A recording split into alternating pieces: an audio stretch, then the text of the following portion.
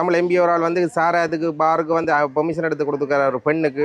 அதை பற்றி உங்களுக்கு அறிஞ்சிருக்கிறீங்களா? அது எனக்கு விக்னேஸ்வரன் விக்னேஸ்வரன் எடுத்து கொடுத்துருக்காரு. விக்னேஸ்வரன் வந்து சாராய பாருக்கான பெர்மிட்டுக்கு வந்து வேறு கையெழுத்து வச்சிருக்கிறார். அது இப்படியான இல்லை சொல்கிறேன் கலக்கும். அப்போ கையெழுத்து வச்சிருக்காரு. அந்த ஏன் கையெழுத்து வச்சுருக்கீங்க கேட்டு அதுக்கு அவர் சொல்கிறார் என்னன்னு சொன்னால் அந்த பெண்ணோட வாழ்வாரத்துக்காக தான் அதை வச்சு கொடுத்ததாகவும் அந்த பார் வந்து எங்கே திறந்துருக்கா கிளிநொச்சியில் திறந்துருக்கிறதாகவும். இதை பற்றி நீங்கள் என்ன நினைக்கிறீங்க ஐயா? ஐயா, அந்த பெண்ணுக்கு இவியல் வந்து இப்படி பாருக்கு பத்திரம் கொடுத்தால் அவாவி என்ன கெடுக்கிற வழியில தான் போகுமே தவிர, ஆனால் அவாவுக்கு நல்ல ஒரு வேலை வாய்ப்பு, ஒரு தொழில் இல்லாட்டி ஒரு கைத்தொழில் அதுகளை காட்டி இருந்தால் அது போற்றக்கூடிய விஷயம். இது வந்து கேவலம் கிட்டது. பார் வந்து கேவலமான குடியே ஒழிக்கிறோம், அது போதே ஒழிக்கணும்னு சட்டங்களை கொண்டு வாரீர்கள், ஒரு நாளைக்கு போட்டுறீர்கள். அப்படி கொத்த நிலவரத்துக்கு இந்த பெரியவர் இப்படியான வேலை செய்கிறது தப்பான தப்பு. அவர் என்ன செய்திருக்கலாம், நல்ல நல்ல தொழிலை ஒரு வெவ்வேறு தொழிலை காட்டியிருக்கலாம். ஒரு ஆடு வளர்ப்பு, கோழி வளர்ப்பு, மாடு வளர்ப்பு. நீங்க ஆடு கோழி வளர்ப்பை பத்தி பேசுறீங்க. அவர் வந்து சொல்லியிருந்தது என்னன்னு சொன்னா அவன் வாழ்வாரத்துக்காக கொடுத்தேன்னு சொல்லி வாழ்வாரத்துக்காக கொடுத்தேன்னு சொல்லி அவட்ட ஏற்கனவே 2-3 பார்களை வச்சு நடத்தி கொண்டிருக்கிற ஒரு ஆள் தான் அவ. அப்படின்னு சொன்னா அதுக்கு இவருடந்தையா இருக்கக்கூடாது. அதை நிப்பாட்டு பிள்ளை, நீ வேற வழியிலே இதை முளைச்சிக்கொள். நீ என்னென்னால் பாறுகளை வச்சு மற்றவனை அழிச்சு நீ நல்லா வரணும்டா நினைக்கிறேன். அது வந்து தமிழர் பகுதியில வந்து திறந்திருக்காங்க, கிளிநொச்சியில திறந்திருக்கிறாங்க. அது கேவலங்கிட்ட விஷயம். அப்ப தமிழனை என்ன குட்டிச்ச ஒரு ஆக்குறது தானே, குடிச்சு அழிச்சு அவனை அழிஞ்சு போட்டுக்க மாட்டாது தானே. அது இது எங்களுக்கும் கணக்க தெரியாத உண்மை கதை இது. இது ஒரு கொஞ்சம் கொஞ்சம் தெரிஞ்சபடியா அவர் வந்து ஒரு நீதிவானம் இருந்தானே இப்படி செய்யலாமா? இப்படி செய்யக்கூடாது. பயங்கரமான ஒரு இது. அவளுக்கு நீங்க விட்டுட்டு இப்படி செஞ்சவருக்கு வந்து மக்களுக்கு நீங்க உங்களோட கருத்து சொல்றேன்னா என்ன சொல்லுவீங்க? என்ன இப்படி செஞ்ச ஒரு இப்ப வந்து பாராளுமன்ற தேர்தல பாரு திரும்பவும் விக்னேஸ்வரன் அது அவர் வந்து நாங்க சொல்லியிருந்தால் அவங்களை எங்களை போட்டு அரெஸ்ட் பண்ணி செய்திருவாங்க. ஒன்றும் செய்ய மாட்டாங்க. அதெல்லாம் பயப்படுறோம். இப்ப நாங்கள் ஆணித்தரமா சொல்லுவோம், இவர் செய்தது முழு பிழை. ஒரு பெண்ணுக்கு, ஒரு ஆணுக்கு கொடுத்தால் அது ஓரளவுக்கு இருக்கலாம். ஒரு பெண்ணுக்கு நீ உரிமையை இப்படியான ஒரு கெட்ட வழி இது நடத்துறதுக்கு உரிமையை கொடுத்து கையெழுத்த வச்சா நீங்க கேவலம் கெட்ட மாதிரி. நீ நல்ல ஆளுன்னு சொல்றதுக்கு உன்ன நீ நீதியரசரா இருக்கலாம். அப்ப உண்ட கொள்கையெல்லாம் புலி என்ன உண்மை சரியா? இந்த பாராளுமன்றத்துல மறுபடியும் அவர் வாரார். அப்ப அவருக்கு என்ன சொல்ல வாரீங்க ஐயா? இல்ல அவருக்கு மக்களுக்கு எந்த நீங்க தெளிவு சொல்றேன்னா என்ன சொல்லுவீங்க? மக்களுக்கு என்ன, இவர் சரியில்லாத ஆளுன்னு தான் சொல்லுவோம். இவர் நல்ல அபிப்பிராயம் உள்ள ஆளுன்னு சொல்லக்கூடாது. எரிகிற விளக்குக்கு எண்ணெயை ஊத்தி எரிச்சு கொண்டு இருக்கிற ஆளாத்தான். தமிழினமே வந்து அழிஞ்சு கொண்டு போற ஒரு காலகட்டத்துல மறுபடியும் வந்து வாருக்கான லைசன்ஸை கொடுத்து இப்ப அங்க கொழும்புல ஜனாதிபதி அங்க கொஞ்சம் அரசியல்வாதிகள் லைசன்ஸ் கொடுத்ததுக்கு அவன் ஆக்ஷன் எடுத்து கொண்டிருக்கிறார். இவர் அனுரா குமார தேசநாயகா இதை கொடுத்து கொண்டிருக்கிறார். அவைகளை காட்டி அவைகளுக்கு தகுந்த பாடம் படிப்பிக்க. இன்னொரு பார் லைசன்ஸ் எடுத்து கொடுக்கறதால என்ன நன்மைன்னு உங்களுக்கு தெரியுமா? அவருக்கு எடுத்து கொடுத்தவருக்கு கிட்டத்தட்ட 5 கோடி ரூபாய் அவருக்கு அந்த காசை மட்டும் கண்டவரையும் மற்றவனை அழிச்சு தான் இந்த காசை தான் சம்பாதிக்கிறான். முக்கியமா தமிழன் ரத்தத்தையே குடிச்சு இப்படி ஒரு பிழைப்பு தேவையா? தேவை இல்லை, தேவை இல்லை. வாழ வைக்க வேண்டிய இடத்துல கெடுக்கிறாங்க, அவ்வளவுதான்.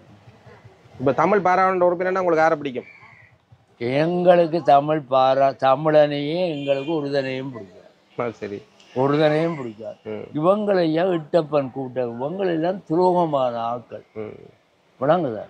சும்மா அந்த தங்கட போட்ஸுக்கு மட்டும் அப்படி வீடுகளில் வந்து எங்களை ஆதரிக்கும் கொண்டு சொல்லி அதில் ஒரு மக்களுக்கு ஒரு தொண்டு செய்து எதுவும் செய்து கஷ்டப்படுறதுகளுக்கு எது உங்களுக்கு அப்படி சின்ன சின்ன அலுவலர்கள் செய்து தாரமோ அப்படி இப்படி என்று அதை ஒன்றும் கவனிப்பாரற்று தங்களோட இந்த பொய் பிரசாரங்களை.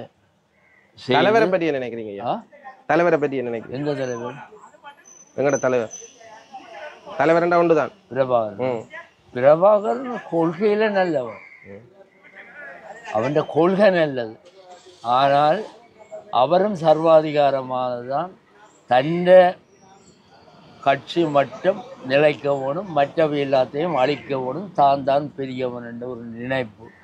இவைகள் பிரபாகரனும் மற்ற கட்சிகள் எல்லாத்தையும் சேர்த்து இபிடிபியோ டெலோவோ பிளட்டோ அதோ இதோ இபிஆர்எல்லவோ எல்லாத்தையும் சேர்த்து ஒரு கூடைக்கு கீழே நின்றிருந்தால் இன்றைக்கு அங்கே ஆட்சி நடந்திருக்கு. எங்கே கொழும்பில் தமிழனுடைய ஆட்சி நடந்திருக்கும். ஒற்றுமை இல்லாமல் அவங்கள் பாடுபட்டு ஒவ்வொருத்தனை கொண்டு அழித்து கடைசியாக நீ வாழ்ந்து நீ எல்லாம் செய்து இந்த பெரிய பெரிய தலைவர்கள் எல்லாத்தையும் துளைச்சி இந்த ஆளாள் சுந்தரம், தர்மலிங்கம், அமிர்தலிங்கம் எல்லாத்தையும் அவர்களெல்லாம் நல்லவர்களா? இப்போ நீங்கள் சொன்னாங்க நல்லவர்கள். அவங்க தர்மலிங்கம் கொண்டால் ஒரு கொடை வள்ளல் ஐயா, அவ்வளவு கொடை வள்ளல். அவனும் காங்கிரஸ் துறை தொகுதி என்ன பேர் சொன்ன அமிர்தலிங்கமும் ஒரு திறமான ஒரு படித்தவனும் கூட. அவன் நல்ல தான ஆள் முடங்குது. தர்மலிங்கம், ஜிஜி பொன்னம்பலம் அவங்களையும் மேதிகள், அவங்கள் நல்ல இதுதான். அவன் ஜிஜி பொன்னம்பலம் அந்த நேரத்தில் பெரிய டேலண்டாக தான் இருந்தவன் முடங்குது. அவங்கள்ட்ட வாரிசுக்கும் மகன் இருந்தார் குமார் பொன்னம்பலம். அப்படி இப்படி அவங்கள்ட்ட இது கொள்கைகள் எல்லாம் பரவாயில்லை போட்டக்கூடியது. அவையே அழிக்கப்பட்டது. அவைகள் செய்தது சர்வாதிகார போக்குகளிலே ஆக்களை எல்லாம் அப்படி இப்படி எல்லாம் செய்ததால் அவைகள் அழிக்கப்பட்டது. அவைகளில் மிச்ச ஆக்கள் ரோமண விஜய வீரா செத்தா பிறகு மிச்ச ஆக்கள் ஓரளவு படிப்படியாக சாதாரணமான மக்கள் மாதிரி வந்துட்டாங்க. ஆனபடியால் அந்த வாரிசிலே தான் இவர் வந்தவர். இவரும் நல்ல அனுபவம் ஜேவிபிலே அவங்களுக்கு அனுபவம் இருக்குது. இருந்தாலும் இப்போ வந்த ஜனாதிபதி தரமான ஆள், எல்லாம் செய்யக்கூடிய ஆற்றல் மிக்கவர் நான் சொல்கிறேன். எதை வச்சு சொல்கிறீங்க? இல்லை அவர் என்று சொன்னார் ஐயா, இந்த அவன் கொள்கைகளை பார்த்து தான் இவ்வளவு மக்களும் அவைகளுக்கு வாக்களித்தது. சிங்கள மக்கள் வந்து அவற்றை கொள்கையை பார்த்து வாக்களிக்கவே நான் அதை ஏற்றுக்கொள்றேன். தமிழராகிய நீங்க இதை வச்சு நீங்க அவரை கணிக்கிறீங்க, அவர் எல்லாம் செய்வார். அவர் என்னென்றால் ஐயா, எங்கட தமிழனுக்கு ஐயா இதுக்குள்ள பாகுபாடு எல்லாம் உடனே பிடிச்சி சாப்பிட்ற அளவுக்கு தான் எங்கட தமிழ். அவங்க அப்படி இல்லை, அவங்க கொள்கையோட நல்ல கொள்கையோடு உள்ளவங்க. ஆனால் எங்கட தமிழ் வேட்பாளர் முழுக்க அந்த கூட்டணி இவங்கெல்லாம் பொல்லாதாக அவங்க சும்மா அப்படி அவங்களுக்கே ஒற்றுமை இல்லையா. நான் பெருசு நீ பெருசு அது. இப்போ தற்போதைய ஜனாதிபதி ஐயா, ஆனால் இவ்வளவு காலத்திலேயும் ஒரு யங் ஆள் ஜனாதிபதியாக வந்திருக்கிறார். ஆனால் அவர் வந்து ஜேவிபின்ற வாரிசு. ஜேவிபி முதலாறு ஆள் தலைவனுக்கு ரோகண விஜய வீராவின் கீழாக்கள் தான் நிவியல். அப்போ அவர் வந்து அவங்களெல்லாம் பயங்கரமான இதுகளில் இருந்து பிறகு நோமலாக அந்த காலம் தெரிஞ்சிருக்கும். அப்படி அந்த காலத்தில் தெரிஞ்ச ஏதாச்சும் கதைகள்? இப்போ இந்த ஜனாதிபதி தமிழ் மக்களுக்கு ஒரு தீர்வோ திட்டங்களை செய்வாருன்னு நம்புறீங்க? கூடுதலாக பூரண நம்பிக்கை. இது பூரண நம்பிக்கை. இதுவரைக்கும் என்ன செய்தாருன்னு தெரியுமா?